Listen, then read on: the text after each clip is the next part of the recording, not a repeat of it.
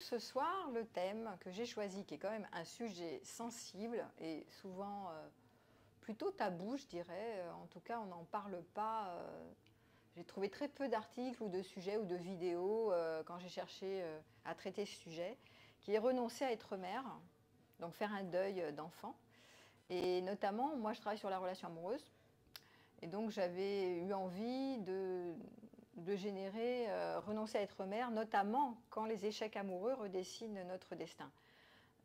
Et je vais un peu élargir parce que c'est vrai qu'il y a certaines femmes pour qui l'horloge biologique avance.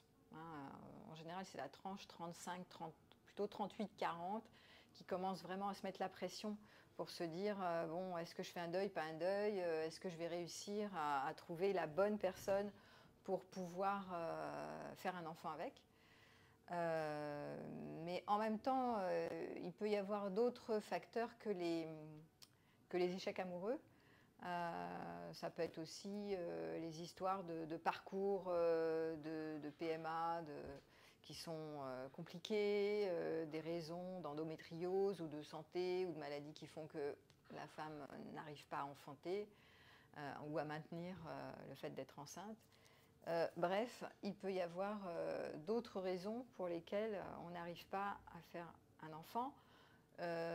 Mais en tout cas, là, je vais voir cette histoire de comment je me mets la pression et comment j'ai du mal. Moi, je vais aborder l'angle de comment j'ai du mal à faire un deuil, notamment quand il m'est imposé, que c'est un deuil subi et pas un deuil choisi. Hein. C'est ça qui est difficile en général. Tant que je décide de ne pas faire d'enfant, c'est quand même plus simple.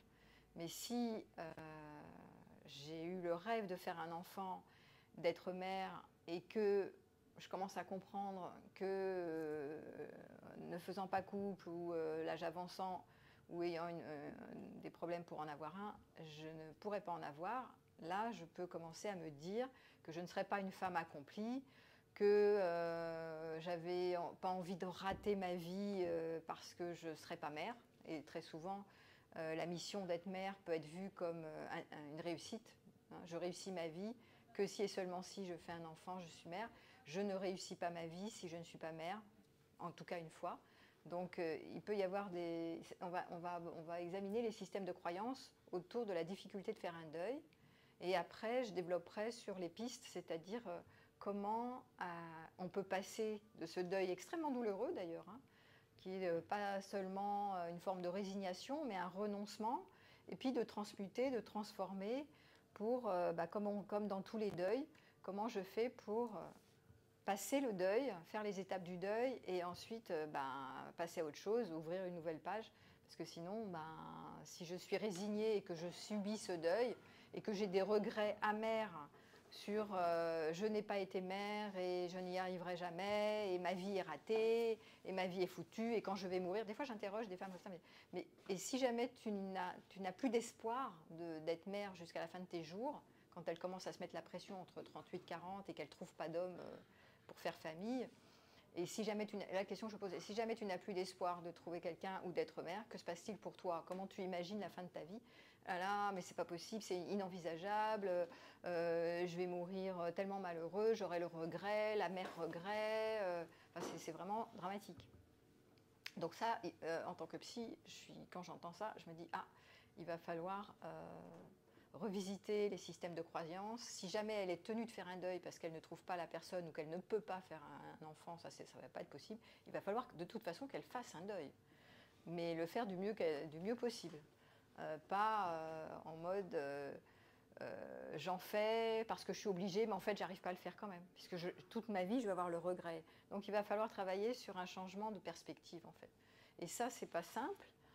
Vous savez qu'on a des systèmes de croyances qui sont très imprégnés, et quand on croit à quelque chose et on croit que c'est vrai, et notamment sur le rôle d'être une mère, la mission d'être une mère, ça peut être extrêmement complexe de faire changer de point de vue.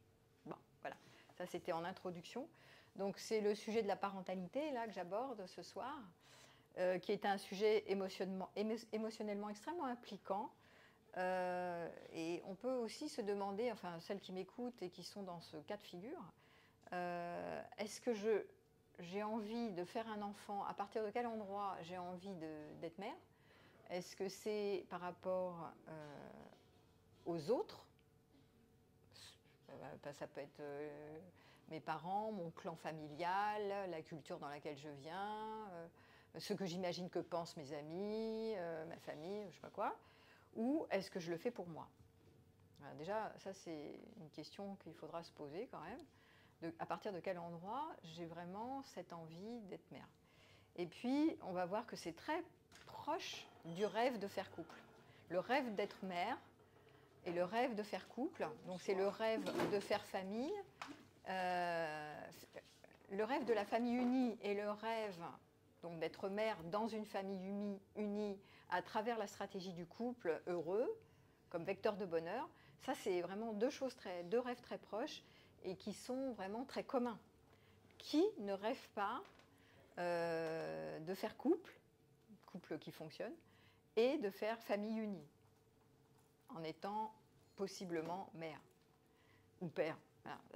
C'est un rêve commun, en fait. Et le problème, c'est que quand je fais ce désir, ce projet, c'est un projet, le projet d'être mère ou de faire couple ou de faire famille, c'est un projet dans le futur. Donc le deuil va être le deuil, c'est un deuil invisible. Ce n'est pas un deuil de quelque chose qui existe. Je ne perds pas une personne. Je perds l'idée que je me fais que je devrais être mère pour réussir ma vie. Donc je dois faire le deuil d'une idée. Vous voyez que c'est vraiment mental, on travaille sur les représentations. N'empêche que ce n'est pas toujours conscient qu'on travaille sur une représentation. Et donc un projet qui n'est pas encore construit, mais que j'ai quand même construit dans ma tête. C'est exactement quand je travaille, de la même manière, quand je travaille sur le deuil du couple romantique. J'appelle ça la déconstruction du couple romantique pour que les personnes qui viennent vers moi se sentent plus libres de pouvoir faire couple ou pas couple. Ben là, c'est la même chose. On va ici travailler avec ces femmes qui arrivent avec cette histoire de je dois renoncer à être mère parce que voilà, c'est l'heure et que ça ne marche pas. Je vais devoir travailler sur la déconstruction de l'idée de réussir sa vie, de s'accomplir grâce au rôle de mère, à la mission mère. Et donc, c'est plus un travail de déconstruction qu'un travail de construction. Et c'est extrêmement douloureux parce que quand on a l'idée d'un projet qui va nous mener au bonheur ou à la satisfaction, c'est extrêmement compliqué de déconstruire quelque chose qui est d'abord sociétal, c'est une norme sociale d'être parent, de faire famille ou de faire couple.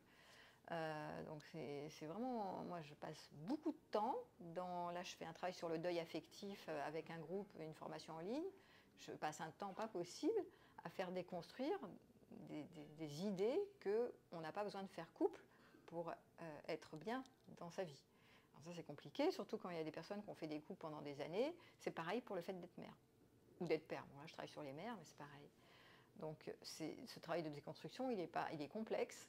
Et en même temps, je pense que c'est important de voir que passer du fait de subir quelque chose plutôt que de choisir quelque chose, ça va être vraiment un axe essentiel.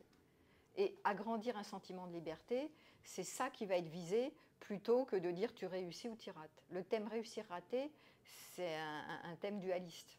Ou je réussis ma vie parce que je suis une mère, ou je rate ma vie parce que je suis une mère, ou je réussis parce que je fais couple, ou je rate ma vie. Donc il faut lâcher le thème de réussir-rater et partir dans agrandir un sentiment de liberté qui va être la direction thérapeutique. Voilà. Donc on va travailler sur les représentations. Enfin moi je vais travailler sur les représentations quand j'ai quelqu'un comme ça, une femme comme ça, et donc le système de croyance. L'orientation, pour moi, ne doit pas être mise sur le manque et le regret. Si je passe mon temps à dire je vais manquer, je manquerai, toute ma vie je vais manquer, je vais avoir le regret, je ne vais pas y vivre très heureuse. Donc plus je suis orientée sur le manque, plus je mets mon attention sur le manque et plus je manque. Pareil pour le couple.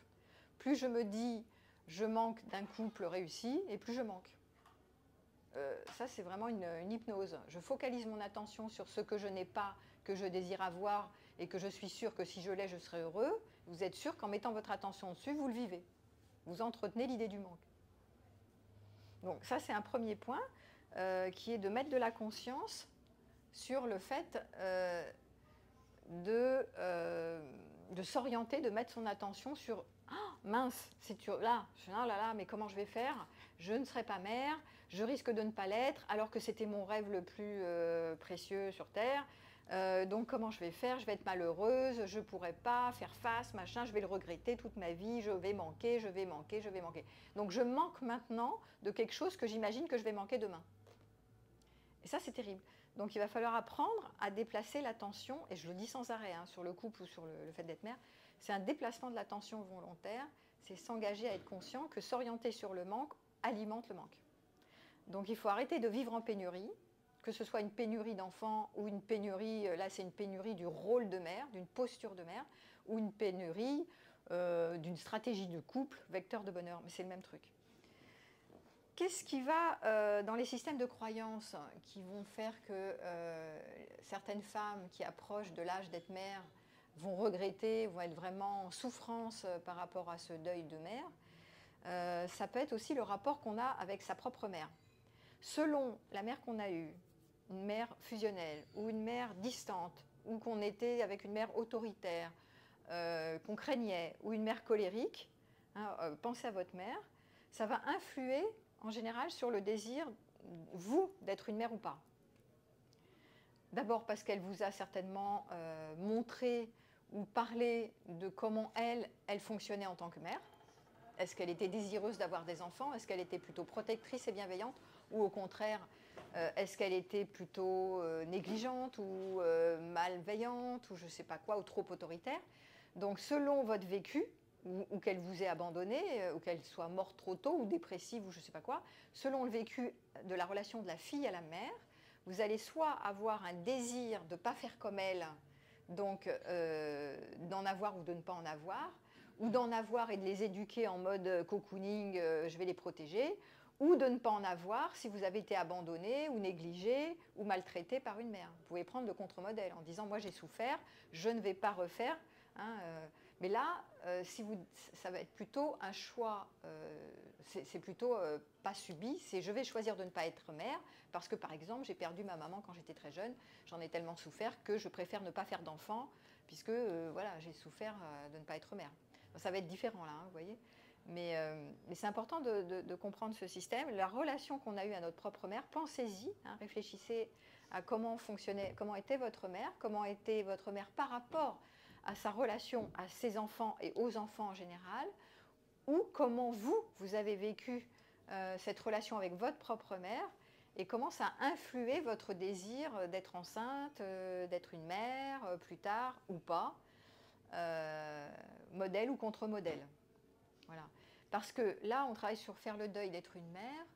Ce que je vais souvent voir, c'est que j'ai du mal, si cette femme-là qui me consulte, elle a du mal à faire le deuil d'être une mère, et qu'elle voulait tellement être une mère, c'est soit pour réparer, ça peut être pour réparer son enfance, ou réparer sa propre mère, ou sa grand-mère, etc. Ça peut être aussi, il faut, ou soit parce que la famille, ou sa mère lui dit, si tu n'es pas mère, ma fille, tu n'es rien. Tu es moins que rien. On le voit dans certains pays, dans certaines cultures traditionnelles. Il faut que les femmes fassent des enfants parce que sinon elles sont plus rien de. Enfin, c'est des créatures qui ressemblent à rien, quoi. Donc on va voir qu'est-ce qui est transmis par la mère ou la famille, ici souvent la mère, qui est soit culturelle, soit simplement éducationnelle, et de voir est-ce que je suis influencée par mon propre clan, ma propre mère, par rapport à ce que j'ai vécu dans la relation avec elle. Voilà. Dès que vous faites comme ou contre, vous êtes assigné à la relation à la mère. Ça peut être mère et grand-mère, hein, parce que ça peut être des générations de femmes au-dessus aussi. Hein. Donc c'est quand même intéressant de voir ce à quoi vous croyez. Est-ce que vous êtes persuadé qu'il faut être une mère et que c'est grave de ne pas l'être sur Terre? Ou qu'il faut laisser une trace? Ça c'est plus pour les hommes. Les hommes en général, il faut laisser des traces en se reproduisant. Pour les femmes, c'est moins laisser une trace, c'est plus se reproduire pour soit faire plaisir au clan familial ou à l'homme aussi. Hein. Il y a certaines femmes qui se disent faut que je fasse plaisir aux hommes qui sont avec moi, mais c'est plus souvent pour combler un vide affectif. C'est-à-dire, ce qu'on va voir quand elles sont vraiment dans « il faut, j'arrive pas à faire un deuil », c'est souvent narcissique. Hein. C'est « je suis tellement mal dans ma peau, j'ai tellement pas de place sur Terre, j'ai tellement du mal à créer mon identité, je suis tellement vide en moi, creuse, que si je suis remplie en étant mère, tout ira bien dans le meilleur des mondes. Donc on est toujours dans être mère comme vecteur de bonheur, qui est un rêve évidemment, hein, idéalisé. Ça n'a rien à voir avec la réalité, exactement comme le couple comme vecteur de bonheur et de réussite, je ne sais pas quoi, de satisfaction, de comblement du vide, etc. On va tomber dans les mêmes écueils de toute façon dans l'histoire de faire le deuil d'être mère que dans le faire le deuil d'être couple. Mais c'est intéressant de voir comment mon histoire va générer un système de croyances qu'il va falloir démonter bien souvent pour faire ce deuil, quand il faut faire ce deuil. Voilà. Alors, c'est très souffrant, hein. Je parle de ce sujet, je suis vraiment, quand je travaille avec des personnes comme ça, je suis en alliance avec elles au niveau empathique, parce qu'elles sont dans une réelle souffrance. Que ce soit une souffrance imaginaire, comme vous avez dit, dans une construction qui est j'ai un rêve qui ne va pas se réaliser, c'est terrible, je dois faire un deuil. Oui, alors nous on sait que c'est de l'imaginaire, certes, mais c'est pas grave. Il faut quand même les aider et avoir beaucoup d'empathie pour travailler avec ces femmes-là, pour pouvoir leur aider à déconstruire leur système de croyance. Parce qu'elles ont un sentiment fort de ne pas pouvoir s'accomplir en étant une vraie femme complète. Hein, souvent c'est ça, et c'est ce qu'elles vont dire. Je ne suis pas complète si je ne suis pas mère. Si je ne... Alors, c'est plus laisser une trace pour les... Mais là, c'est ma mission, c'est d'être mère. Toutes les religions assignent à ça. Hein. On voit que la plupart des religions... elle dessine bien le fait qu'une femme doit être une mère. Dans son passage sur Terre, si elle n'est pas une mère, alors c'est quoi c'est son taf, quoi, on va dire, c'est son rôle, c'est sa mission. Voilà. Bon, donc le sentiment d'accomplissement, on sait aujourd'hui que ça fait partie des besoins de la pyramide de Maslow des plus élevés. Comment je me réalise, comment je m'accomplis. Et donc si une femme se dit je dois m'accomplir en passant par le fait d'être une maman, d'être une mère, alors je peux être extrêmement déçue si je n'y arrive pas. Si vous venez me voir et que pour vous l'accomplissement, ça passe pas par le fait, la stratégie d'être une mère, ben ça va vous faire un peu, bon, vous serez un peu triste de ne pas avoir eu un enfant, mais vous n'allez pas faire un caca nerveux. Ça va pas être un drame en fait, c'est pas tragique. Alors que si effectivement pour vous il y a une représentation de s'accomplir à travers cette stratégie d'être une mère et de cette posture, ça va être grave en fait. Donc ça va générer le sentiment d'échec. Et le problème, je vous l'ai dit tout à l'heure, échec-réussite, c'est un thème, c'est un piège en fait. C'est pour ça que je dis toujours, il n'y a que des gens malheureux qui se collent des objectifs aux fesses. Parce que dès que j'ai un objectif, ici un objectif d'être une mère, et que j'y arrive pas, eh ben je vais me fracasser, me massacrer, je vais avoir ça va être tragique. Si j'allège l'objectif, ou j'ai une intention, il y a une différence entre l'intention et l'objectif, je peux avoir une intention de trouver la bonne personne pour faire couple, et d'être une mère, c'est une intention. J'envoie une intention, ça se fait pas, je suis libre. Je ne suis pas accrochée à l'objectif. Si je suis accrochée à l'objectif et au résultat, je suis morte. Parce que là, je ne lâche rien du tout. D'accord ? Et là, je vis un échec cuisant. Donc le thème échec-réussite, c'est un échec dramatique en fait. On est dans la dualité, hein, on veut réussir, on ne veut pas rater. Et c'est pareil parce que l'idée que je me fais que je vais réussir quelque chose en étant mère, la plupart des femmes qui sont mères, je ne sais pas si elles ont l'impression d'avoir tout réussi, elles sont en général contentes d'avoir eu des gosses, mais c'est tellement complexe et compliqué aussi d'avoir eu des enfants qu'elles ne sont pas en train de sauter toute la journée en disant « Waouh, youpi, j'ai des enfants, c'est trop bien, c'est génial, qu'est-ce que je suis heureuse, je suis heureuse, je suis heureuse, je suis au sommet ». Ou alors elles se racontent des histoires ou elles vous racontent des histoires. Parce qu'il y a la dualité, il y a toujours les avantages et les inconvénients. Hein, on le sait, quand on a des enfants, et notamment quand ils sont petits, et pendant un certain temps, on est quand même au service. Hein, ceux qui sont des enseignants, ou qui s'occupent d'enfants, ou d'éducation d'enfants, éducateurs spécialisés, enfin tous les métiers où on est au service des enfants, excusez-moi, enfin bon, banane, oh, c'est génial et tout ça, qu'est-ce que je m'éclate. Oui, il y a des moments, c'est sympa, c'est mignon, c'est chouchou, mais il y a des tas de moments où c'est fatigant, on est au service, quoi. On est dans le sacrifice quand même. On est dans le devoir et au service. C'est intéressant à explorer effectivement, c'est très intéressant d'être au service. Mais en même temps, ça peut générer des conduites d'épuisement. Et puis, un peu plus loin, je développerai qu'il y a quand même des études qui ont été faites à partir de 2016 sur le fait, et ça c'est un sujet complètement tabou, qu'il y a des mères qui ont eu des enfants et qui regrettent le fait d'être mère. Et qui le cachent, évidemment, c'est honteux comme sujet, mais qui le regrettent amèrement et qui sont vraiment soit en burn-out, soit je sais pas quoi, enfin, ou qui maltraitent leurs enfants parce que en fait, elles ont voulu être mères et puis une fois qu'elles les ont eues, c'était une catastrophe. En fait, elles ne voulaient pas du tout être mères. Mais après, c'est un sujet honteux. Comment dire à vos amis, à votre famille, ah ouais, mais moi, j'ai des enfants, tout le monde vous dit, oh, c'est mignon les enfants, c'est super chouchou, tu vas voir, tu vas être tellement heureuse, c'est le truc de ta vie, c'est trop mignon quand ils arrivent, ils ont des petits bouts, machin, tout ça, c'est mignon. Et puis toi, tu es là en mode, ouais. Bof, c'est nul, j'y arrive pas, je m'en sors pas, c'est trop compliqué, j'aurais mieux fait de pas en avoir, j'ai plus de liberté, j'arrive plus à gérer, je me sacrifie trop, toute ma vie d'avant elle est foutue. Voilà. Ou quand il y a aussi, faut pas oublier aussi que vous pouvez avoir des enfants malades, handicapés, je sais pas quoi, enfin bon, ou des deuils d'enfants. Donc être une mère, c'est pas forcément tout le temps. Voilà, c'est aussi une responsabilité que d'avoir des enfants. Donc, dans le thème de la dualité, je réussis ou je rate, il faut examiner aussi ça. Que quand j'envisage de réussir ma vie en étant mère, on ne voit pas, puisque c'est une idéalisation, on ne voit pas une part de la réalité qui est que ce n'est pas si simple que ça. Ce n'est pas si génial que ça d'être une mère à 300%, même si la plupart des grands-mères ensuite se targuent de dire ah oui mais moi quand j'avais mes enfants, quand j'ai élevé mes enfants ça va, c'était bien, c'était sympa, parce qu'après une fois que c'est fini et qu'ils sont grands et qu'ils sont élevés qu'ils ont eux-mêmes et que vous êtes grand-mère, en général c'est plus facile de dire ah oui bon ça allait, mais vous oubliez il y a aussi les bons, comme dans le couple on oublie tous les mauvais souvenirs, on oublie tous les moments difficiles parce que ça fait pareil avec les couples, après on garde que les bons moments, on se dit ah oui c'était sympa, c'était bien finalement voilà.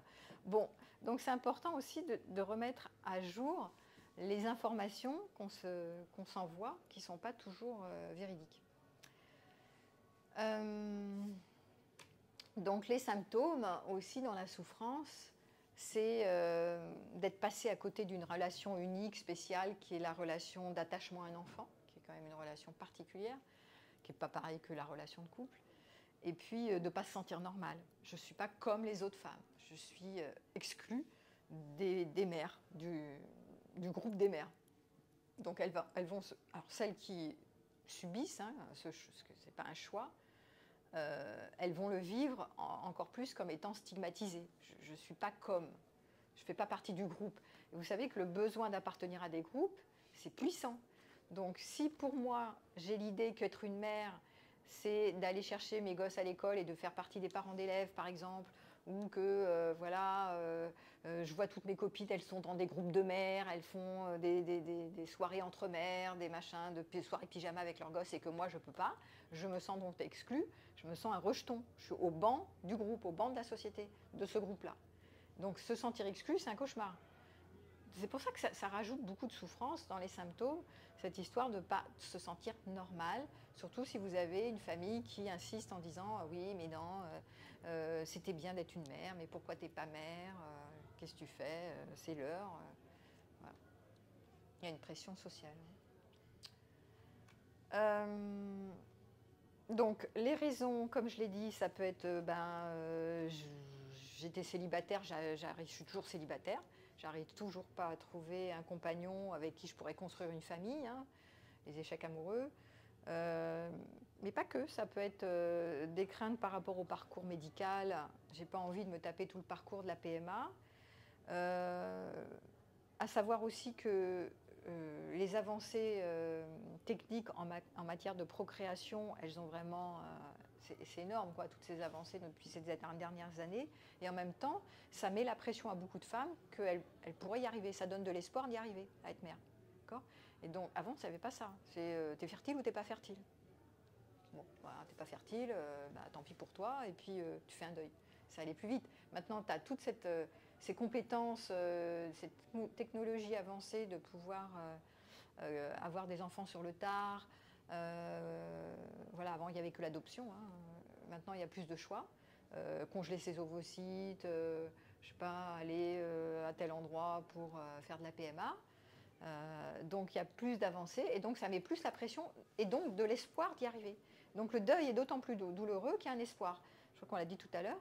Plus vous avez un espoir d'y arriver, par exemple j'ai 38 ans, j'ai toujours pas trouvé la bonne personne, il me reste 2 ans ou 3 ans, à 41 ans, je ne sais pas jusqu'à quel âge on peut en faire, il y en a qui peuvent en faire sur le tard, mais enfin c'est quand même à la marge. Donc, ah mince, c'est l'heure, c'est l'heure, c'est l'heure, je ne vais pas y arriver, c'est l'horloge biologique. Donc je me mets la pression, et plus j'ai l'espoir d'y arriver, plus je ne peux pas faire un deuil. Moi, je peux faire un deuil. Ce qui était peut-être plus simple à l'époque de nos grands-mères, qui, elles n'avaient pas tellement le choix. Elles se disaient, de toute façon, je ne suis pas fertile, c'est bon, il faut que je fasse un deuil, ou j'adopte, ou j'arrête, quoi.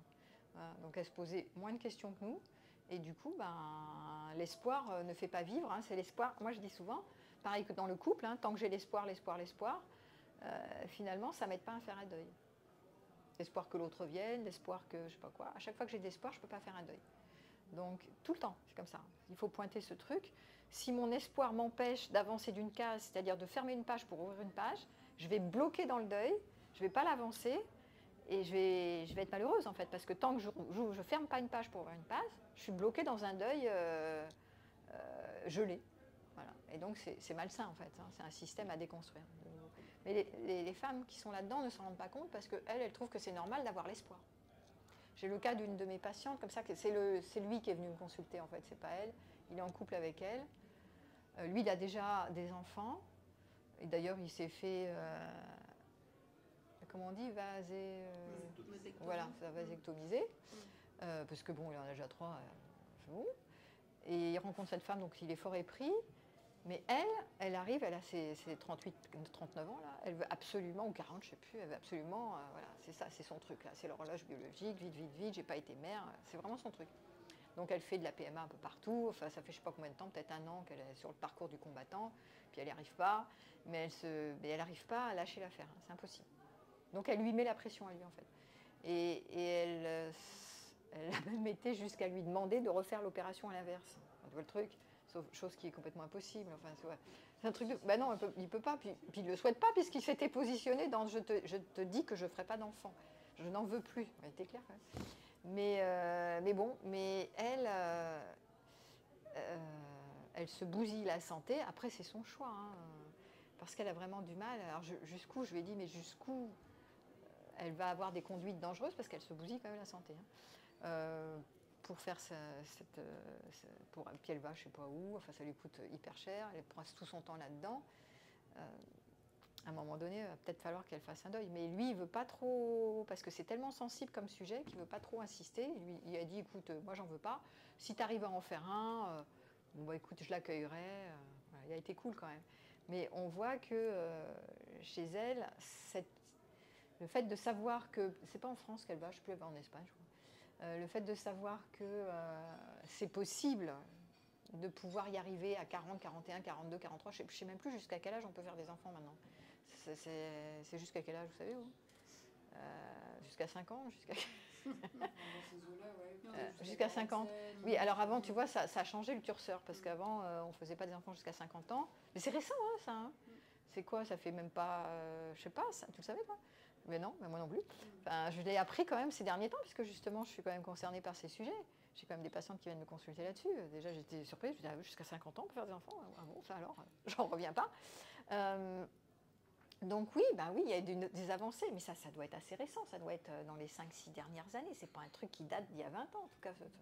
Donc après, évidemment, il doit y avoir plus de risques quand même. Mais néanmoins, voilà, il y a quand même des avancées médicales incroyables. Ce qui fait que ça colle cet espoir et peut-être cette souffrance aussi, dire oui, mais si j'y arrive pas, je fais quoi voilà. Il peut y avoir d'autres raisons, comme des traitements médicaux qui n'ont pas abouti, hein, parce qu'il y a des femmes qui essayent, qui ingèrent des hormones, mais qui n'y arrivent pas. Et puis, il peut y avoir des formes de stérilité qui sont impossibles à combattre.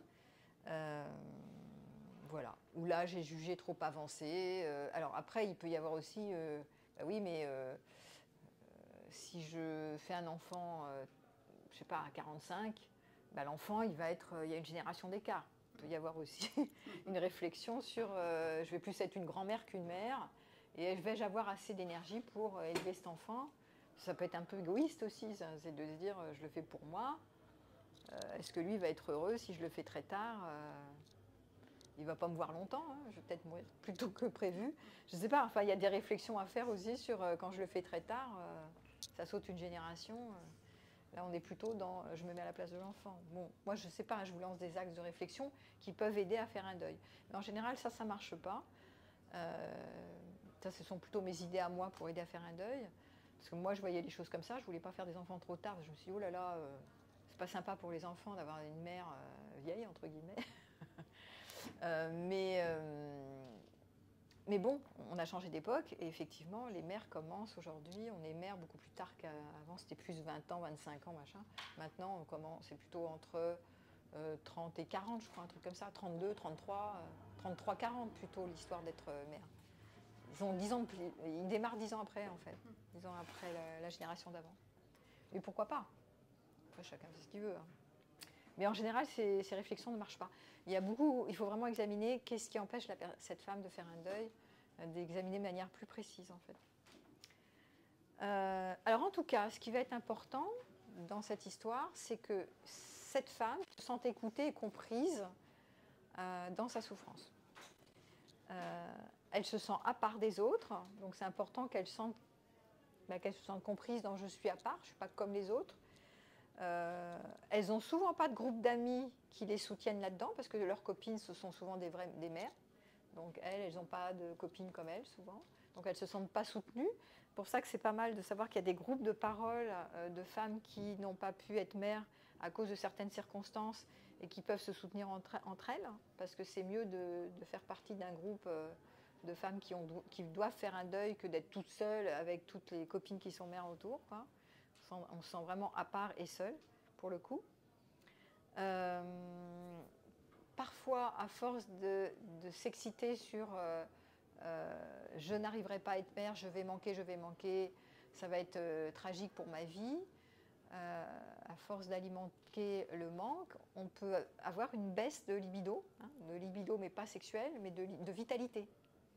C'est pareil pour le couple. Si je suis dans l'idée que je ne ferai plus couple, je peux avoir une baisse de vitalité parce que je suis dans le manque. Et la libido, c'est l'énergie de vie. Donc c'est important d'examiner aussi et de dire mais où est passée ta pulsion de vie pendant que tu te questionnes sur je ne serai pas mère. Ça peut être aussi une interrogation sur ma place dans la société. Si je ne suis pas mère, quelle est ma place dans la société ? Alors que si tu as peur de ne pas être une mère, tu vas mettre ton attention, comme je l'ai dit, sur les mères, sur les grands-mères, sur les gens qui font des familles, sur toutes les gens qui font famille. Voilà, donc c'est comme je ne veux pas voir l'éléphant rose, vous allez voir que des éléphants roses. Voilà, c'est pareil. Si je veux pas renoncer à être mère, je vais passer mon temps à voir que ceux qui font des familles, ceux qui sont heureux en étant mère, et je vais me comparer à ceux qui s'éclatent en étant mère et pas moi. Et je ne peux pas mettre mon attention ailleurs. Je ne vais pas réussir à shifter, ce qui est quand même embêtant. Voilà. Et souvent, ce sont des femmes qui ne savent pas par où commencer. Elles savent qu'elles se sentent découragées, dépassées, elles se sentent tristes, elles se sentent perdues. Elles ne savent pas comment shifter puisqu'elles ne sont pas prêtes à renoncer au fait d'être mère. Et elles ne veulent pas vieillir sans avoir de petits-enfants. Rien que quand elles se visualisent en mode sur le tard, il n'y a pas d'enfants et de petits-enfants, là c'est vraiment le drame. Le drame du drame. Alors on retrouve, je vais finir seule avec mes chats, ça va être tragique. On retrouve tout ça. Et là, il y a une idée préconçue, un stéréotype, qui consiste à croire que quand je serai sur le tard, si je n'ai pas de compagnon, parce qu'aujourd'hui on ne sait pas trop s'il y aura un compagnon qui va me tenir la main, en tout cas il y aura les enfants qui seront là pour me soutenir. Et de nouveau, je dis, non, vous n'en savez rien, vous. Qui vous dit que vos enfants seront là pour vous prendre la main au moment du passage vers la mort? Non, mais, ou même avant, au moment de votre retraite ou quand vous serez en difficulté. Mais qu'est-ce que vous en savez? Ça se trouve, ils seront à Tombouctou, ils vont pas revenir, ou on n'en sait rien. Ou ils vous auront lâché, ou ils feront vote de leur vie, ils auront leurs gosses, leurs petits-enfants, leurs machins. Ils n'ont pas que ça à faire. Mais on ne fait pas des enfants pour qu'ils nous tiennent la main. Là, je le dis, et je le redis, le but de faire des enfants, c'est de les accompagner vers l'autonomie. C'est pas de se les récupérer, c'est pas de l'exploitation de l'enfant pour soi. Sinon, c'est complètement narcissique. Important d'avoir, bon, je suis un peu radicale, mais c'est important d'avoir ce point de vue, parce que l'idée que je me fais que je vais vieillir sans mes enfants qui me tiennent la main ben, faut partir de ce principe-là quand même. Alors s'ils sont chouchous, ils pourront venir parce que ça leur fait plaisir de m'aider ou de me parler quand je serai vieille. Mais si s'ils ont autre chose à faire, ils auront autre chose à faire. Mais je vais me débrouiller avec mes pères, avec ma communauté d'amis, avec mon psy, avec je sais pas quoi. En tant qu'adulte, je vais avoir des options. Je ne vais pas accrocher mes enfants ou mes petits-enfants pour qu'ils remplissent mon vide, en fait. Bon, voilà, c'est un peu aberrant pour moi, ça. Mais c'est bien parce que ça confronte à ceux qui ne voient pas les choses comme moi. Donc on est toujours dans des représentations. C'est des systèmes de croyances, en fait. Je crois que mes enfants sont là pour me soutenir quand je serai plus vieille. Oui, ben ça serait bien que tu en fasses une hypothèse. Ce n'est pas gagné. Peut-être ben que oui, peut-être ben que non. Voilà, là, tu es plus libre.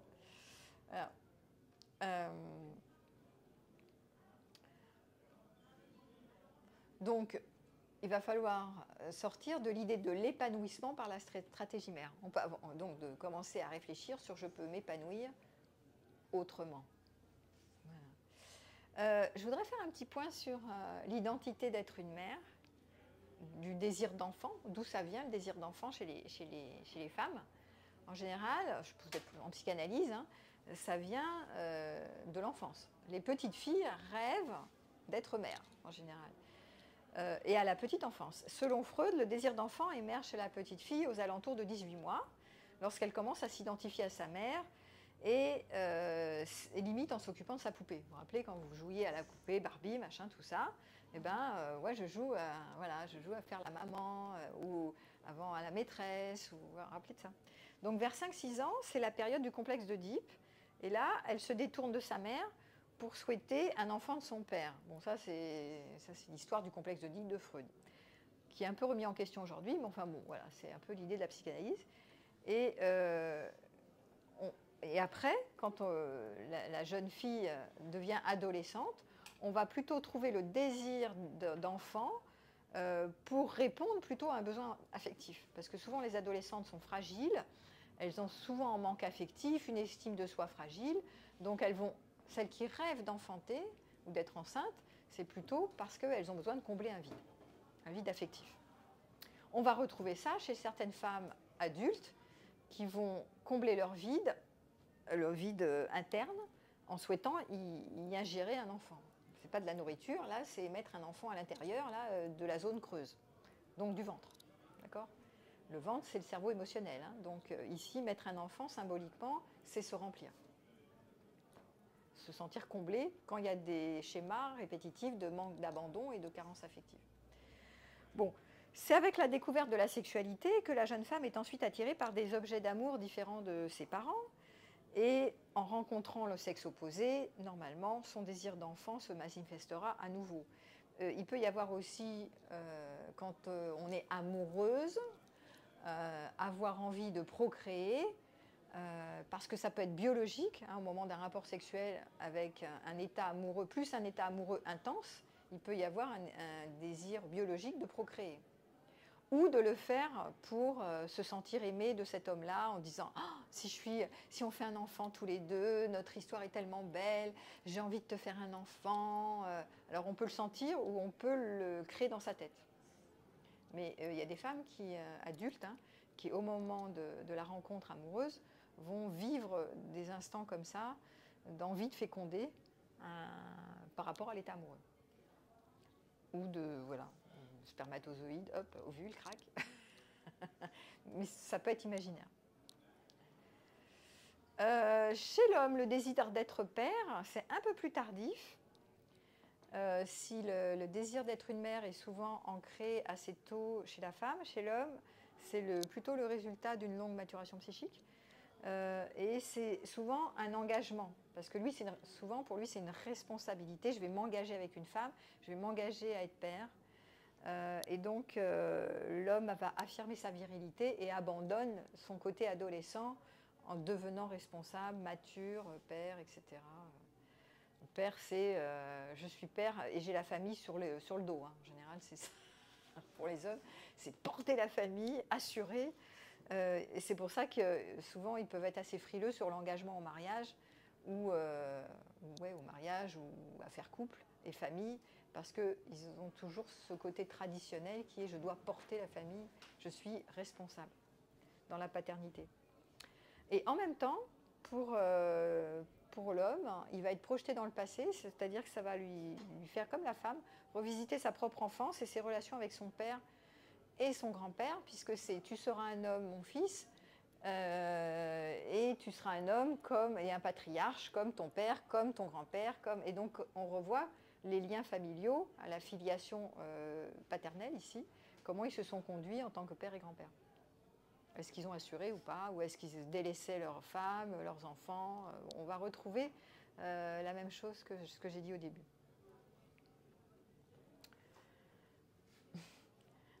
Alors pour la psychanalyse freudienne, l'homme offre son enfant à sa mère pour la remercier de lui avoir donné la vie. Bon, ça c'est... Pourquoi pas? C'est une hypothèse. Je vous la donne. Réfléchissez, vous commenterez. Pour une femme, il y a la différence entre le désir de grossesse et le besoin d'être enceinte. C'est pas la même chose. Le désir parce qu'il y a des femmes qui ont vraiment un désir d'être enceinte, qui adorent être enceinte. Donc on l'a vu, c'est être habité, être comblé. Et puis il y a aussi l'enfant sujet-objet, hein, qui pourrait satisfaire tous mes désirs. C'est l'idée que je me fais que cet enfant qui va naître va vraiment me satisfaire pleinement. Voilà. Et donc on est loin du principe de réalité, comme j'ai dit tout à l'heure. Il y a un décalage entre le rêve et le réel.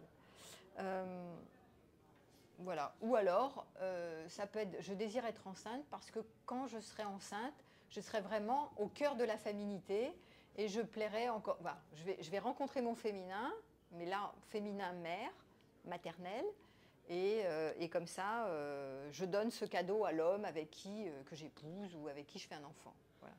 Mais en général, quand on fait ça, c'est pour compenser un déficit affectif.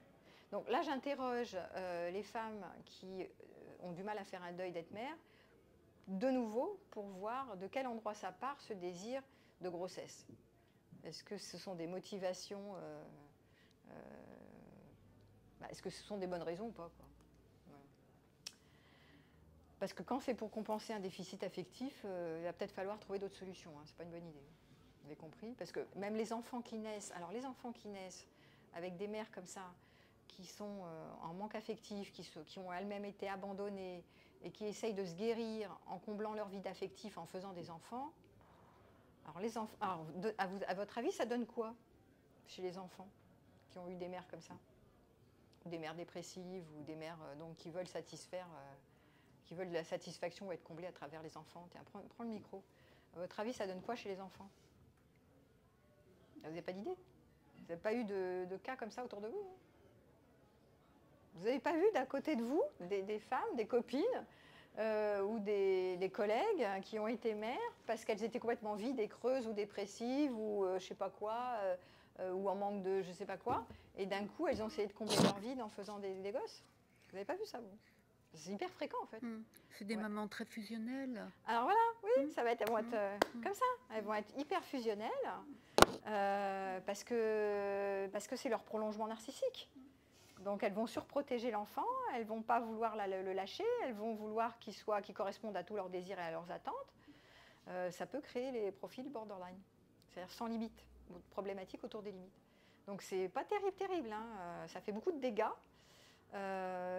Donc c'est important de voir que quand vous voulez être enceinte, pas pour les bonnes raisons, ça peut faire des dégâts après sur les enfants. Et les enfants, ils trinquent, ils y sont pour rien, eux, dans l'histoire. Donc, c'est pour ça que c'est important d'examiner à partir de quel endroit vous voulez faire des enfants, quoi. Ou que vous avez du mal à faire le deuil. Voilà. Donc, le besoin, c'est plutôt biologique en général, le besoin d'avoir un enfant. Bon, c'est au service de la reproduction. Je pense qu'il y a une période hormonale où il y a la chimie qui s'y met pour attirer un mâle et faire un gosse, hein, puisque c'est au service de la reproduction. Ça, c'est la théorie de l'évolution qui fait ça. Hein. Vous y êtes pour rien, c'est dans votre espèce de femelle. Ou alors, ça peut être une recherche inconsciente de conformité sociale. Donc la question que vous pouvez vous poser, est-ce que c'est un désir ou est-ce que c'est un besoin? Mais de toute façon, à un moment donné, s'il y a un deuil à faire, il y a un deuil à faire. Donc il va falloir, pour faire le deuil, surmonter cette expérience qui est de deuil, ressentir la souffrance, l'exprimer, hein, pouvoir en parler, c'est pouvoir parler de cette souffrance, de ne pas pouvoir avoir d'enfant et d'y renoncer. Parce qu'il y a des personnes. Alors le pire, c'est de ne pas pouvoir l'exprimer, c'est de le garder pour soi et d'avoir toutes ses copines qui sont mères et puis de dire mais non, mais tant pis, j'ai honte, je suis nulle, je ne suis pas à la hauteur, les autres ils n'y arrivaient pas moi, j'ai pas trouvé de mec, j'ai jamais trouvé la bonne personne, mais pourquoi j'y arrive pas, les autres ils n'y arrivaient pas moi. Voilà, donc tout ça, si vous enquistez ça, vous n'allez pas être bien. Donc c'est bien au moins déjà de pouvoir en parler, c'est pour ça que moi je fais office d'écoute large et de bienveillance. Même si ce n'est pas les bonnes raisons, déjà je commence par écouter en faisant l'alliance thérapeutique avec la personne, en disant bah, c'est ok, tu as le droit de penser, de le vivre comme ça. Mais déjà sortir de la honte et du tabou. Puisque de ne pas en parler, c'est encore pire. Je vais m'enquister avec ce truc, mais je vais vraiment continuer de croire que c'est dramatique, que c'est honteux, que les autres n'y arrivaient pas moi. Bon, voilà. Et puis, dans un deuil, il y a des étapes du deuil. Donc il va falloir pleurer à jamais l'enfant perdu. Il y a quand même à passer cette étape de si je dois renoncer, bah, je dois être triste. Je dois passer par une tristesse. Et ensuite, accepter d'être dans ce mouvement pour continuer sa vie de femme. La vie de femme ne s'arrête pas à une vie de mère. Et là, il va falloir cheminer avec c'est quoi être une femme si je ne suis pas mère. Donc, il va falloir se réconcilier avec soi-même surtout, exactement comme le deuil du couple, c'est la même chose. Si jusqu'à la fin de ma vie, je ne ferai pas de couple parce qu'il n'y a pas la bonne personne que je vais trouver en face de moi. C'est le même deuil. Enfin, c'est un autre deuil, mais un deuil du même genre. C'est avec moi que je dois me réconcilier. Ce n'est pas avec quelqu'un d'autre. C'est avec la part de moi qui n'a pas pu réaliser ce rêve. Et ça va être essentiel pour être libre et pouvoir continuer ce chemin ici de femme.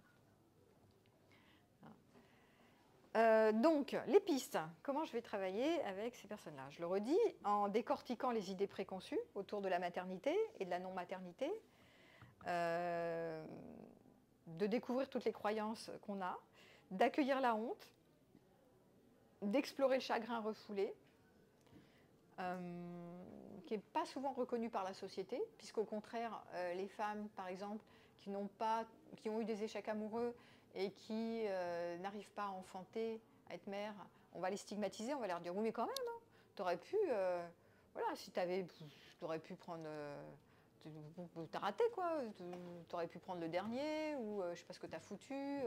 En fait, on va plutôt les enfoncer que les soutenir, ces femmes-là. Ou alors t'aurais pu adopter, ou alors t'aurais pu faire une PMA, ou alors je sais pas quoi, mais genre tu t'es mal débrouillé quoi. Donc c'est important de se sentir écoutée et comprise quand même. Et puis de réexaminer ses rêves. Et le rêve, c'est-à-dire, ça c'est compliqué quand la personne, quand la femme, elle croit, la seule chose qui compte dans ma vie, c'est de faire un enfant. La plus grande chose que je voudrais réaliser, c'est de faire un enfant. La plus grande chose que je voudrais réaliser. Ouais. Il va falloir que tu réalises autre chose. Parce que là, si tu es coincé dans cette croyance, ça va bugger quand même. Moi, j'ai vu vraiment des femmes, mais en catastrophe. Avec la seule chose que je vais regretter, la seule chose qui est importante, c'est de faire un enfant. Seul ou pas seul, mais en tout cas de faire un enfant. Et qui ne pouvaient pas en faire. J'ai eu des histoires, mais vous avez certainement des histoires comme ça autour de vous, des histoires invraisemblables, où le deuil n'est pas gérable, quoi. Et des fois, il y a des séances de thérapie un peu costauds pour vraiment aider la personne à faire le deuil, parce qu'elle est quand même scotchée dans non, c'est grave, c'est la seule chose que je veux réaliser, le seul regret, je ne peux pas faire le deuil de rater je vais rater ma vie si je ne suis pas une mère. Il faut que je sois une mère, il faut que je sois une mère, il faut que je sois une mère. Mais c'est vrai, vous n'avez pas eu des copines comme ça, ou des cas comme ça si je ne suis pas mère, je suis rien, je rate. Et ben ouais, il va falloir réfléchir à un plan B. Tant que je vous rappelle un truc qui est juste au niveau de notre cerveau. Tant que notre cerveau n'a pas de plan B, C, D, il bug. C'est-à-dire toute la journée, il y a une obsession, ce qui était le cas pour ces femmes-là.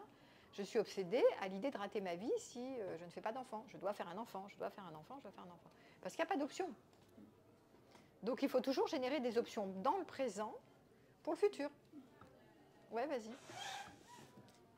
Et est-ce que ça nous ramène à la norme sociétale Et le fait, c'est pareil pour le couple, être en couple, on est rattaché au groupe, on est dans la norme. Avoir un enfant, c'est être aussi dans la norme. Oui. Et qu'à partir du moment où on n'est pas dans la norme, on est plus ou moins, on s'exclut, mais on est aussi Oui. exclu des autres. Alors je l'ai un peu dit, mais je vais le redire. C'est une manière d'être intégré socialement, d'être comme les autres, tu vois. De faire couple ou de faire famille ou d'être une mère. C'est effectivement soit une loyauté à ton clan, mais c'est aussi une loyauté sociale, qui est, ben voilà, je fais partie de groupes, je m'intègre à la société. C'est comme si tu dis, mais je prends ma place dans la société si je suis une mère comme les autres. Il faut revisiter les normes sociales. Tant que vous ne vous questionnez pas sur les normes, vous vous y engouffrez comme des moutons de panurge. Mais vous n'êtes pas des moutons. Donc prenez le temps d'agrandir un sentiment de liberté par rapport à toutes ces normes. Sinon, vous êtes coincé. Donc vous êtes coincé dans des représentations qui sont des pensées. C'est mental. C'est même pas vécu dans le corps, c'est mental. C'est vraiment une idée que je me fais que si je ne suis pas mère, je rate ma vie. Parce que voilà, il faut être mère dans la vie. Alors il faut être mère. Pourquoi vous voulez tellement être mère? Ça, c'est une vraie question. Alors moi, attends, je peux parler de moi 2 minutes. J'ai fait 2 enfants, mais parce que c'était l'heure de faire des enfants. C'était plutôt un choix raisonné. Parce que je me dis, oh là là, comme je vous l'ai dit tout à l'heure, on va faire des enfants sur le tard, parce que les pauvres, c'est pas cool pour eux. Donc ça, c'était plutôt un choix, on va dire, raisonnable. Mais il y a peu de femmes, il n'y a pas tant de femmes que ça, qui ont des vocations de mère poule, de mère pondeuse. Il y en a. Il y a des vocations, il y en a certaines. Mais ce n'est pas une majorité qui ait des vocations d'enfanter, d'en faire 1, 2, 3, 4, 10, qui sont tellement heureuses enceintes et qui le sentent dans le corps. La plupart, c'est plutôt comme moi des choix raisonnés. Bon, ben voilà, pourquoi pas, ça serait une bonne idée. Mais à la limite, il y a plein de femmes qui ne s'interrogent pas tant que ça quand elles décident d'être mère. Est-ce que vous posez 50 questions? Pourquoi j'ai envie d'être mère? Non, soit vous faites comme tout le monde parce que c'est l'heure, soit parce que votre famille vous a insisté, oh là là, c'est bien d'être une mère, oh là là, oh là là, c'est bien, c'est bien. Mais est-ce que vous posez des questions? Non. Est-ce que vous posez des questions pour faire couple? Non. Donc posez-vous des questions. Mais si vous, là on est sur le deuil, mais d'être mère. Mais si vous avez envie d'être une mère et que vous pouvez avoir des enfants, posez-vous des questions. Est-ce que j'ai vraiment envie d'être une mère? Est-ce que j'en fais pour faire comme tout le monde, mais après je vais regretter? Ou est-ce que j'en fais parce que je ne sais pas quoi? Alors aujourd'hui, il y en a qui ne veulent plus faire d'enfants. Il y a aussi le contre-mouvement. Il y a des femmes qui ne veulent plus faire d'enfants à cause de l'éco-anxiété ou parce qu'elles veulent se sentir libres. Enfin, il y a un contre-mouvement de femmes qui n'ont pas envie de faire des enfants et qui l'assument en fait. Voilà. Mais après, là, on est sur le sujet inversant. Là, je ne traite pas sur celui-là, je traite sur celles qui n'arrivent pas à assumer le fait de ne pas avoir d'enfant et que ça va, tout est OK. C'est pas dangereux, il n'y a pas de je rate rien. Voilà. Mais elles sont aussi stigmatisées, hein, celles-là. Celles qui assument le fait de ne pas vouloir faire des enfants, elles sont stigmatisées par celles qui en ont ou qui disent mais qu'est-ce que tu veux pas d'enfant? Oh là là, mais tu vas rater, tu vas tout rater dans ta vie. Bon, c'est toujours compliqué de sortir de la norme de toute façon. Hein.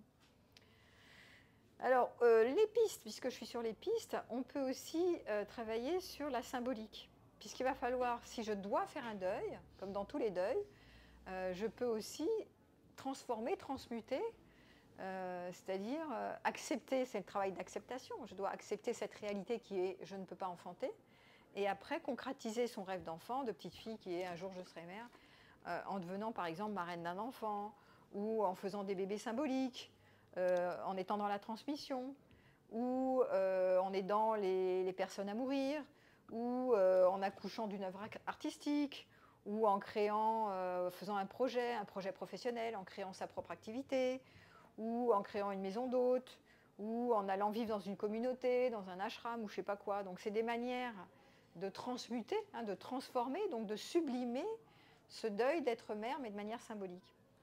Le truc, c'est qu'en général, celles qui n'arrivent pas à renoncer à être mère, elles vont dévaluer ça. Elles vont dire, oui, mais bon, même si je fais de la transmission, c'est moins bien que si j'avais été mère.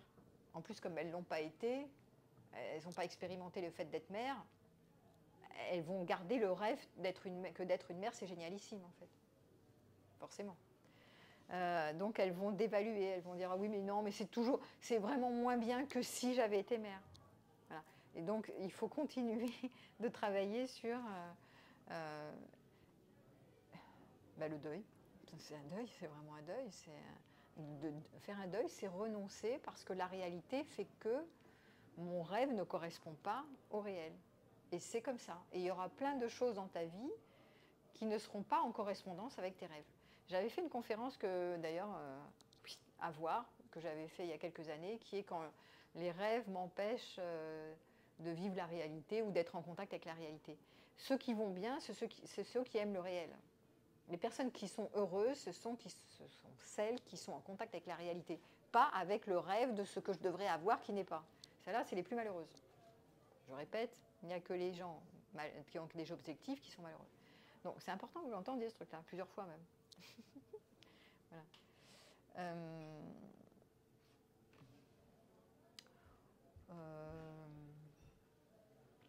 Donc, tu en parlais de l'injonction à la maternité dans notre société. Le fait de renoncer à ce deuil à cause d'échecs amoureux, puisque j'étais quand même là-dedans, plus que dans le côté biologique, c'est pas que tu n'es pas fertile, c'est que tu as eu des échecs, tu n'as pas trouvé le bon compagnon, donc voilà, tu peux pas. Et donc tu dois faire un deuil. C'est une douleur qui est peu reconnue, donc du coup, il n'y a pas de mot pour ce deuil, c'est vraiment une souffrance. Donc c'est important de pouvoir, quand vous êtes proche de personnes comme ça, de les comprendre et de les soutenir. J'entendais tout à l'heure parler quelqu'un qui me disait, là je parle des femmes qui n'ont pas pu être mères parce que voilà, l'horloge biologique et puis échec amoureux, mais ça peut être aussi, j'ai déjà un enfant, j'en voudrais un deuxième, et j'arrive pas, soit je suis complètement traumatisée par le premier, donc voilà, moi en tant que femme, je ne vais pas remettre le couvert, et l'homme veut en faire un, enfin le mari veut en faire un parce que lui, voilà, il n'a pas accouché, donc lui trouve que c'est sympa, ou alors je ne veux pas rester avec un enfant unique, donc j'en veux un deuxième, il y en a des comme ça, hein. Je veux pas un seul, c'est pas bien, moi j'étais enfant unique, donc il m'en faut deux parce que un, c'est pas terrible.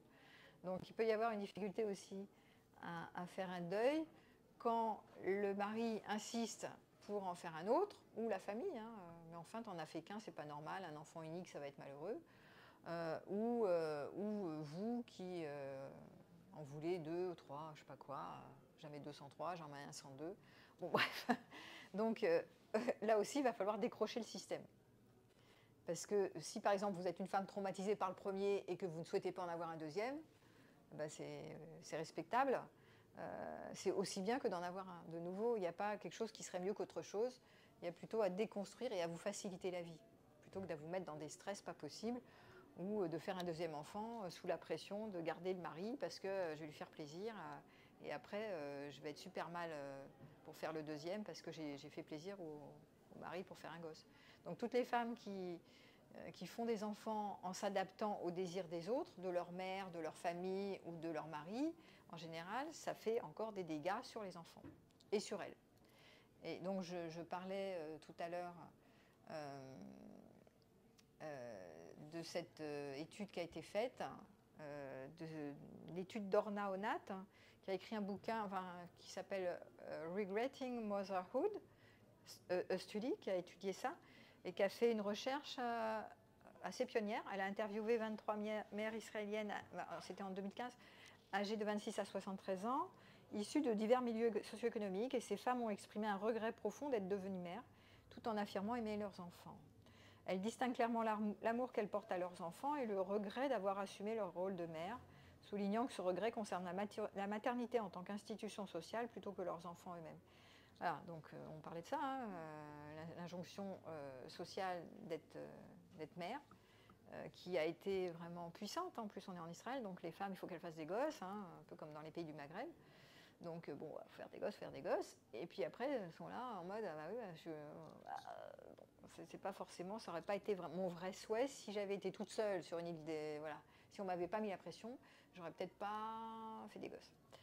Après, alors ça a été une pionnière. Après, ça a été du coup une interrogation, des enquêtes qui ont été menées par d'autres plus tard, Il y a une enquête qui a été menée en Allemagne par le magazine Brigitte en 2016 qui a révélé que 19% des mères interrogées regrettaient d'avoir eu des enfants.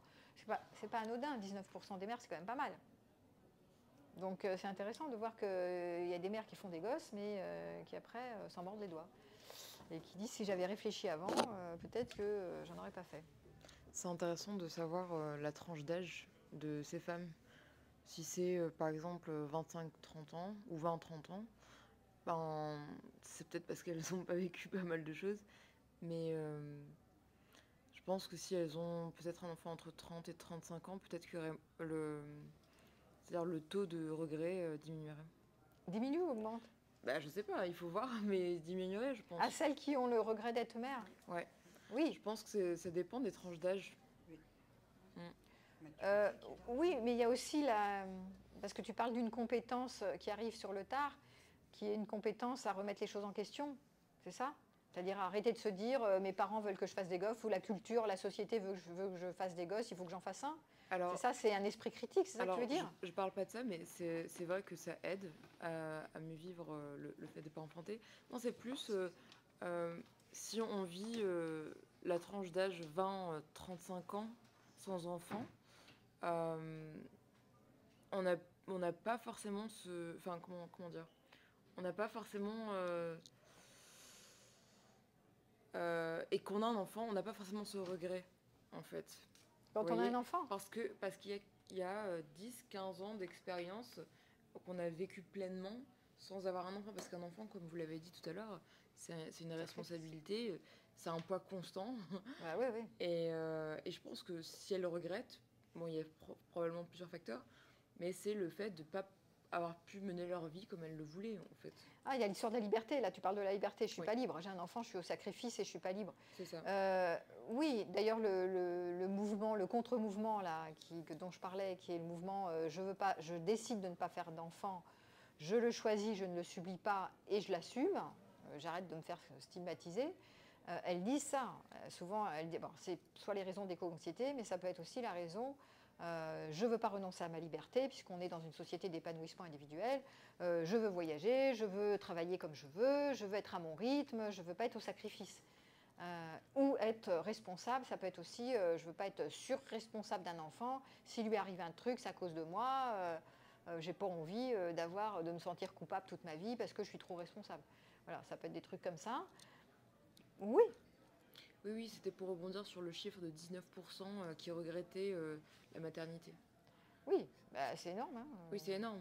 C'est énorme. Mais c'est ce que je dis, c'est que ça dépend de la tranche d'âge. C'est ça. Le pourcentage ne serait pas le même si l'enfant a été eu à 35 ans, ou à 20 ans, ou à 15 ans, ou à 43. Oui, bon, c'était en 2016. Je pense que cette étude, elle est faite plutôt parce que maintenant, on ne fait pas des enfants à 20 ans. La majorité, en Allemagne, ils ne font pas des enfants à 20 ans. On les démarre beaucoup plus tard. Hein. Ça, c'était une autre époque. Donc là, ça démarre plutôt 32, 34, 35, 37. Hein, ça démarre. On a vraiment beaucoup plus d'écart d'âge pour démarrer les enfants. Bon. Donc, voilà. Et pourtant, en Allemagne, c'est intéressant parce c'est quand même européen, donc ils n'ont pas cette pression sociale si forte et si puissante que dans d'autres pays où culturellement la tradition exige que tu fais un enfant si tu veux si tu es une femme, tu fais des enfants et tu te la boucles en fait. Et tu réfléchis pas 50 fois parce qu'il faut faire des enfants, sinon tu n'es rien. Tu es complètement hors norme. Donc tu vas prendre cher en fait. Et c'est ce qu'on dit, où tu vas regretter, où tu vas mal finir, où tu vas je sais pas quoi. Enfin, c'est dangereux quoi. Voilà. Donc c'est sûr que selon l'endroit ou ton environnement où tu es éduqué, dans quel milieu tu appartiens et tu évolues, il va y avoir un système de croyance qui va s'établir. Je pense que là, c'est curieux parce qu'en Allemagne, ils sont quand même, pas en Israël, tu vois. Donc c'est quand même beaucoup, hein, 19% oui, des femmes qui regrettent. C'est un sujet tabou. C'est un sujet, on n'a pas le droit de ne pas aimer ses enfants. Enfin, je veux dire, tu vois, on va t'interviewer, même si tu es là, dans ta tête, tu te dis « Oh putain, je suis au service, puis en plus je suis responsable. Oh, si jamais j'ouvre la porte qui respire plus, oh là là, je suis angoissée, tout ça, j'ai des angoisses pas possibles, avec toutes les maladies qu'ils ont, les gosses et tout. » Bon, bref, vous avez été mère, vous savez ce que c'est, pour celles qui ont été mères. avec toutes les responsabilités. Et puis si en plus tu te tapes un enfant handicapé, machin, enfin bon, des trucs pas possibles, alors ok, c'est un parcours du combattant, il y en a qui sont contents, mais il y en a qui se disent, mais alors si j'avais pas eu ça, j'aurais pas été mère, j'aurais respiré quoi. Donc, et ça, c'est pas facile de l'avouer. Comment tu veux avouer un truc pareil, surtout quand ton enfant est là? Parce que si tu l'avoues, évidemment, il ne faut pas l'avouer devant l'enfant, hein, parce que lui, il n'y est pour rien. Mais si tu l'avoues, parce que l'enfant il va se sentir rejeté. Je te désirais pas, je t'ai eu, mais bon voilà, je regrette. Voilà. Bon, c'est pas terrible pour l'enfant, c'est pas à dire à l'enfant, par contre c'est à dire, c'est quand même à exprimer parce que c'est une vérité. Et il y a quand même une part qui le pense, quoi. Donc c'est une part de moi. Ça ne veut pas dire que bah voilà, j'aime pas mon enfant, mais il y a une part de moi qui regrette.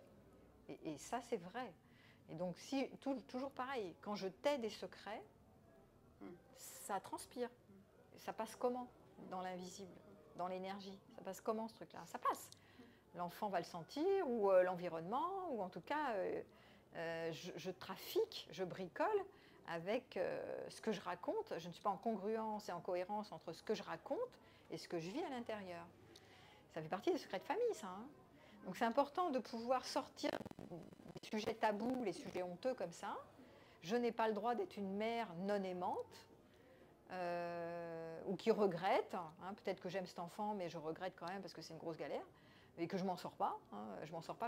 Les burn-out maternels, ça existe, hein, les burn-out juste après, comment ça s'appelle? Les baby blues. Oui, les baby blues et machin comme ça, donc ça existe, hein, donc il y en a, elles n'en peuvent plus, elles sont là en mode, j'en peux plus, je vais mourir, quoi. Mais là encore, c'est tabou. Ouais, tu peux parler. Oui, c'est des sujets tabous, mais parce que c'est ça, t'es une mère, t'es contente, et tu te la coinces. Oui, c'est tellement mignon, t'es une mère, hein, bah dis donc, arrête, déjà t'en as un, déjà tu devrais être contente. Donc arrête de pleurer sur ton sort que tu regrettes, ou que t'es épuisée, ou que tu t'en sors pas, ou que je sais pas quoi. Donc il y a aussi cette représentation qui est quand même une norme sociale, être une mère, c'est être une bonne mère, et en plus, c'est de ne pas regretter, une fois que tu l'as, t'es contente, voilà. Tu es une bonne mère, tu fais cheese, tu souris et tu serres les fesses. Et c'est vrai. Et tu commences pas à te plaindre. Tu peux te plaindre 5 minutes, mais pas plus. Sinon, tu prends cher. Mais c'est vrai. En tant que femme, c'est ça. Donc, c'est important de le revisiter et de le questionner. Ça ne veut pas dire d'arrêter d'aimer ses enfants, mais c'est juste de voir, j'ai le droit d'avoir une part de moi qui gère mal ça, et qui a peut-être besoin d'aide et de se faire accompagner par d'autres femmes comme moi, dans des groupes de parole, ou par un thérapeute qui peut m'aider à accepter le fait qu'il y a une part de moi qui n'y arrive pas, qui s'en sort pas, et qui regrette, et qui, maintenant, bon, si l'enfant il est là, hein, pas l'assommer, mais m'aider à accompagner, et d'avoir une vie un peu moins stressante pour gérer au mieux ces enfants qui, eux, ils sont pour rien. Mais c'est intéressant quand même de voir, t'en as qui veulent absolument faire des enfants et qui pensent qu'elles vont rater leur vie et qui sont dans des souffrances dramatiques parce qu'elles ont un deuil à faire. Et puis t'en as à l'inverse, qui ont des enfants et qui souffrent de manière tragique, pareil, parce elles regrettent. Donc il y a de tout. Hein. Il y a tous les cas de figure. Voilà. En résumé, parce que le temps passe quand même, pour faire ce deuil, pour transmuter, ah oui, je termine 2 minutes, je fais mon résumé. Pour faire ce deuil, pouvoir se dire, in fine, je ne suis ni infertile, ni incomplète, parce que le problème, je suis incomplète, si je rate ma vie, je suis incomplète. Donc non, je ne suis pas incomplète si je n'ai pas d'enfant. Je n'aurai pas une moitié de moi, c'est comme pour une femme sans couple. Ah bah je suis une moitié de... voilà, c'est pareil, je suis incomplète si je ne fais pas couple, je suis incomplète si je ne suis pas mère. Non, c'est pas vrai.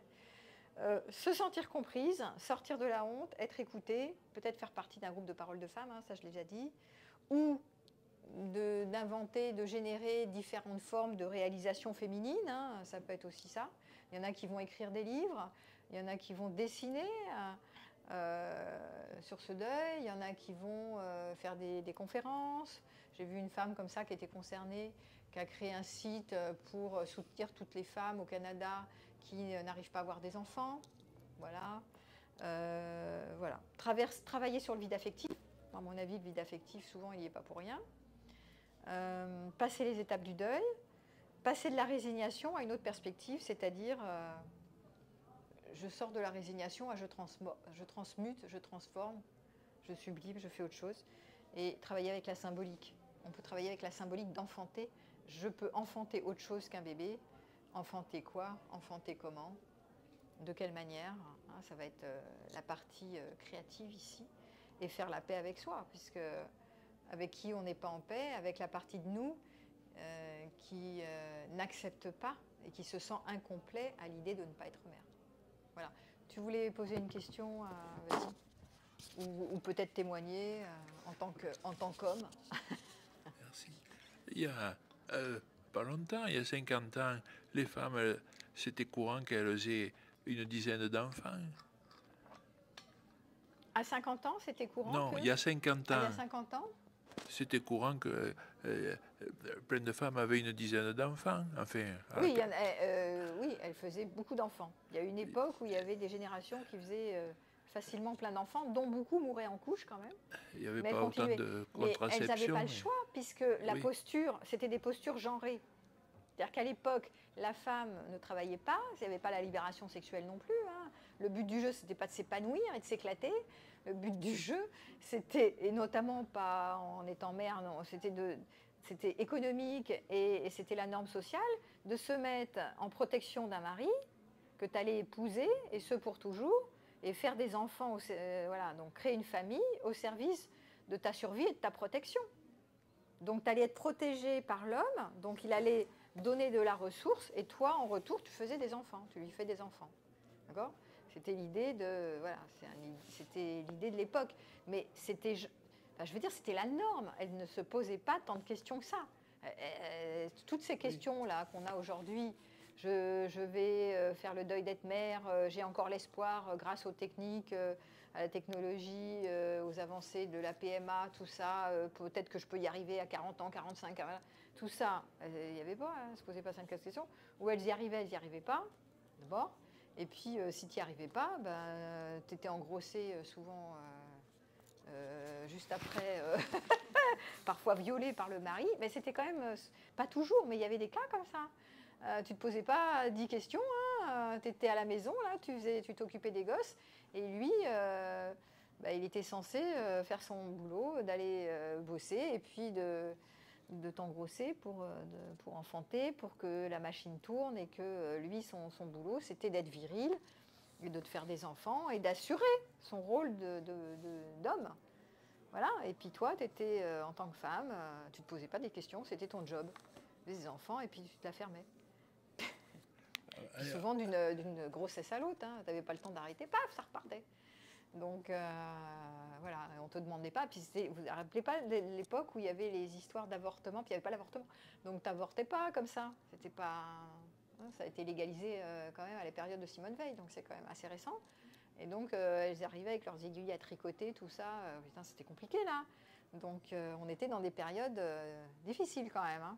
Mais les femmes, elles étaient. Alors le bon côté, c'est que comme c'était très genré, il y avait des rôles assignés. Elles ne se posaient pas 50 000 questions. Là, on s'en pose des tas de questions qu'elles ne s'en posaient pas avant. Et ouais. Elles n'étaient pas forcément plus heureuses, mais voilà. Parce que nous, ici, à notre époque, on veut toujours être heureux. On veut tellement être heureuse que, quelque part, c'est notre plus grande perte de vouloir le bonheur tout le temps. Parce que cette injonction sociétale qu'en est une autre, là, c'est la maternité, mais là, c'est l'épanouissement. Et je suis l'auteur de ma vie, si je veux, je peux, machin, tout ça, je le dis sans arrêt, mais c'est compliqué là, parce que là, quand tu es stérile et que tu as des échecs amoureux et que tu n'y arrives pas, tu n'as pas le contrôle. Donc à un moment donné, qu'est-ce que tu fais? Tu te fais harakiri, comment tu fais pour ton histoire de bonheur? Tu te prends la tête en fait. Voilà. Et, vous avez parlé pour faire un deuxième enfant, des fois c'est parce qu'on en a. On veut un garçon et une fille, alors on en a eu un, on veut l'autre, pour que ça soit... Oui, ça peut être un cas comme ça. L'idéal qui se complète, enfin. Oui, ça peut être le garçon et la fille, Mais- imagine, il y en a comme ça, ils font plein de garçons, ils n'arrivent pas à faire la fille. Voilà. Et puis, s'il Et manque donc, de ils bol, recommencent jusqu'à le- temps que... le deuxième, si c'est des jumeaux, ah, ben, ça en fait 3. Oui, ou tu en fais 3-4 jusqu'à temps que tu arrêtes, ou que tu n'arrêtes pas, jusqu'à temps... bon, c'est un peu moins... Ça peut être, hein, il y a des cas comme ça aussi, ça Et existe alors, encore. si le troisième, l'homme il dit à la femme, ah ben celui-là tu l'as voulu, ah ben tu le gardes, parce qu'il n'était pas désiré ou pas calculé, le gamin il aura un peu des problèmes d'équilibre sûrement, non? Tous les enfants non désirés, c'est compliqué. Hein. C'est toujours le problème.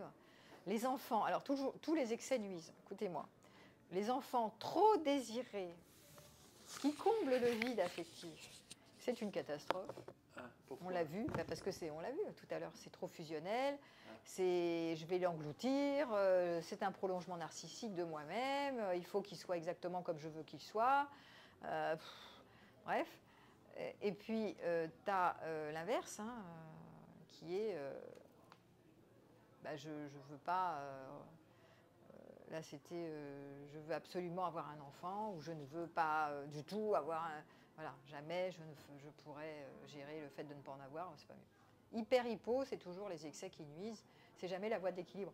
Donc, être libre, c'est être dans quelque chose d'équilibré, si tu veux. C'est compliqué, hein, parce que quand tu es scotché je veux absolument, j'ai un grand désir, ou je ne désire pas, mais je suis quand même enceinte, toujours des catastrophes, ça. Et donc, le gamin qui était non désiré, mettant par le père, il sera comment égoïste peut-être ou... Bon, on ne sait pas parce que chaque cas est différent. En Ouais. fait, là, on ne peut pas faire des prévisions aussi drastiques. On ne sait pas. Ça, c'est trop vague, hein, trop abstrait, au cas par cas. Et en général, quand j'ai la personne... en général, moi, j'ai des travail avec les adultes. Donc, les adultes me racontent leur histoire. Et papa ne me voulait pas, et maman me voulait. Ou maman ne me voulait pas, et papa me voulait. Et donc, ça donne quoi? Donc, on va voir qu'est-ce qui reste en trace chez cet enfant qui est devenu adulte, en fait. Mais bon, ça va dépendre vraiment, c'est au cas par cas. On ne peut pas dire ceci donnera cela. Ce serait pas assez précis. Voilà. Autre chose? Ouais, vas-y, un dernier homme. Vas-y, passe-lui le micro, là, parce que sinon, on ne va pas t'entendre. Non, mais c'est pas le problème, c'est qu'on ne t'entend pas. Enfin, moi, je t'entends, mais... Oui, oui, c'est pour être enregistré Dans le micro. à la caméra. Voilà, mais voilà, c'est bon, vas-y. Merci pour cette présentation dynamique. J'ai été surpris par l'une de vos affirmations. Oui. Il n'y a que les gens malheureux qui se collent des objectifs aux fesses. Vous pouvez Oui. détailler? C'est un peu provoque, j'aime bien, moi, c'est mon côté un peu provoque. Fait exprès. Oui, tu voulais dire quelque chose? Oui, enfin, pour moi, non seulement les objectifs ne sont pas responsables de nos malheurs, mais ils sont même une raison ou un argument ou une façon qui nous aide à avancer et à construire l'avenir. Alors, merci, j'aime bien de cette question. Souvent, quand j'ai des objectifs de vie, d'ailleurs, on vous fait beaucoup travailler aujourd'hui pour réussir votre vie, avoir des objectifs de vie. Quelle est ma mission sur Terre? Donc, c'est pour donner du sens à votre vie, d'accord? Donc, toujours pareil. Pour moi, il faut distinguer générer des intentions, des objectifs, générer des intentions, des projets, hein, des objectifs qui vont vous animer, qui vont être porteurs de vivencia, d'animation, mais rester dans l'intention. Parce que si vous vous agrippez au résultat et que le résultat n'est pas à la hauteur de vos espérances, vous êtes dans la merde. Et là, on est dans l'exemple. L'exemple de « je veux être mère absolument, c'est mon objectif à tout prix, et pour une raison XY, je n'y arrive pas », et que tu lâches pas l'affaire, t'es mal. Est-ce qu'il ne serait pas plus juste de dire rêve plutôt qu'objectif? Le problème non, parce que si je te dis rêve, les personnes croient à leurs rêves. C'est pas rêve et tu t'en fous si tu y arrives ou pas. Ça serait la suite. Rêve et c'est pas grave si tu n'y arrives pas. Mais là, c'est rêve et crois à tes rêves. Et après, on a la loi de l'attraction, le machin, enfin tout le truc. Crois à tes rêves, obtiens ce que tu veux et tu seras heureux. Donc là, on est dans l'agrippement à l'objectif. Celui qui est libre, on le voit dans tous les enseignements spirituels, moi j'invente rien, hein, c'est je fabrique des objectifs, mais je ne suis pas agrippée à l'objectif. Parce que je ne contrôle pas tout, je n'ai pas le contrôle sur l'atteinte de l'objectif. Là, c'est vraiment l'exemple, mon exemple sur les histoires de mer. Là, je n'ai pas tellement le contrôle. Si j'y arrive pas, j'ai pas trouvé l'homme, j'ai pas trouvé d'homme, je suis pas fertile, je suis pas fertile. Où est le contrôle? J'ai pas le contrôle. Donc je vais être obligée de lâcher. Mais je le lâcherai plus facilement si j'arrête de croire à mes rêves. Si je me dis, ok, j'ai une intention, j'y arrive, c'est bien, j'y arrive pas, c'est pas grave, je vais faire autre chose. Je vais avancer quand même dans ma vie, je vais m'épanouir indépendamment, même si c'est, bon, ok, c'est pas cool, mais la vie n'est pas confortable. Est-ce que la vie est confortable tous les jours? Non. Est-ce que la vie est parfaite tous les jours? Non. Est-ce que la vie est satisfaisante tous les jours? Non. Donc à un moment donné, est-ce que je peux aller avec l'inconfort et accepter que je ne peux pas tout avoir de ce que je voudrais ou de ce dont je vais rêver? Tu vois la nuance entre le rêve et croire à ses rêves. Parce que le réel, il y a la différence entre le rêve et le réel. Le réel ne soutient pas toujours le rêve à cause du non-agissant personnel. Je ne suis pas au contrôle. Je n'ai pas le contrôle sur tout. C'est ce qu'on appelle le non-agissant personnel. Des objectifs sur lesquels on aurait le contrôle, qui soient de nos oui, voilà, d'accord, voilà. Donc agis sur ce qui dépend de toi. Nous revenons à la pensée des stoïciens. Là, tout va bien. Mais là, on est sur le truc d'être mère. Là, j'ai pas le contrôle. Vous avez déjà répondu à tout ça tout à l'heure. Et vous aviez aussi dit que, on va dire, une solution, ce serait de ne pas avoir juste un seul plan. Oui, vous aviez parlé du parallèle, c'est ça, d'objectifs et d'intentionnalité. Et du coup, d'avoir plusieurs plans, plan A, plan B, plan C, pour justement ne pas fixer sur une seule possibilité et s'écrouler si ça n'arrive pas, quoi. Bah oui, tout à fait. Être ouvert à ça, quoi. Mais oui, tout à fait. Et ça pour tous les objectifs, tous les rêves. Là, c'est un exemple.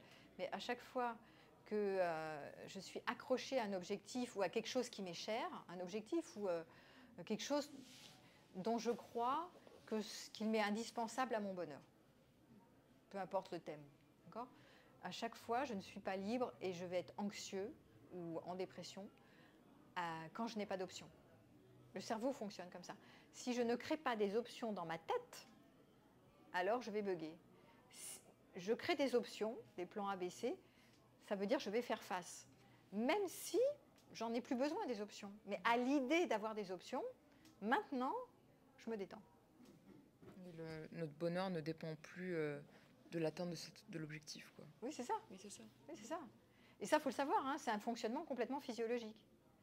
Je dois apprendre à créer des options quand je suis coincée avec l'idée que je me fais que si je n'ai pas ça, je vais manquer, ou je serai malheureux, ou je vais être en danger, ou ça va être dramatique et grave. Ça, c'est vraiment important de comprendre cette mécanique, parce qu'on l'a sur tous les thèmes. Voilà. Merci de l'avoir pointé, parce que je l'ai dit en passant, mais je pense qu'on peut l'élargir à plein de thèmes, et à plein d'objectifs, ou plein de rêves, Mais c'est extrêmement difficile parce que moi, je le vois que je l'ai sur le thème de la santé. Moi, je suis agrippée au thème, si je suis en bonne santé, tout va bien. Si je suis en mauvaise santé dans le futur, tout ira mal de chez mal. Enfin, je sais pas quoi, c'est un truc hyper dramatique. Bon, c'est de l'hypocondrie, d'accord. Et à chaque fois, je me dis, il faut que je me crée des options maintenant. Pareil, pour pas bugger, quoi. Mais des fois, je vois que c'est compliqué de trouver des options. Parce que c'est mon sujet de fragilité.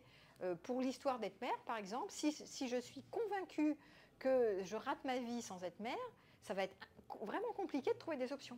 Puisque je suis intimement convaincue que c'est grave et dramatique et que je vais tout rater. Tu vois ? Donc on est vraiment sur un travail vraiment d'élargissement d'options, de déconstruction, et de vérifier que c'est pas si grave. Je peux faire avec ou sans. Ça, c'est vraiment important de comprendre déjà intellectuellement. Et chacun a ses thèmes de fragilité. Moi, je vous parle des miens, mais quelqu'un, ça va être autre chose. Elle, c'est être une mère. L'autre, ça va être je vais manquer d'amour. L'autre, c'est je vais manquer de je sais pas quoi. Enfin, chacun son truc, en fait. Et donc, comme pour tout, essentiellement, ça va être de travailler sur le manque. Voilà, c'est sur ça. Ce qui me manque. Le manque et l'idée que je me fais que je vais manquer et que les choses vont être graves ou dramatiques si je n'ai pas ça dans le futur. S'il n'y a plus de manque, Ah bah, On est heureux. T'es peinarde, t'es en paix, Voilà. t'es dans la jubilation du moment. Oui, c'est T'es ça. là, t'es tranquille en fait. Tu te Et fais je- plus de nœuds dans la tête. Et je mais c'est crois que génial. s'il n'y a plus de mangue, il n'y a plus de vie, de fait. Mais bien sûr, il n'y a plus de vide. Et Voilà. si tu n'as plus de vide, tu es tranquille. Alors, il y aura toujours des moments inconfortables, puisque dans la vie, il y a toujours des épreuves et des trucs inconfortables. Mais tu t'alimentes moins avec l'idée du manque. Tu es moins en pénurie, en machin du manque, quand je vais manquer, ma vie est ratée, ma vie est foutue, et là, et là, et là, qui sont des trucs du futur, des imaginaires. C'est ça l'anxiété. Qu'est-ce que c'est que l'anxiété? On est en train de dépeindre l'anxiété. L'anxiété, c'est de se faire des films catastrophes sur un futur qui n'existe nulle part.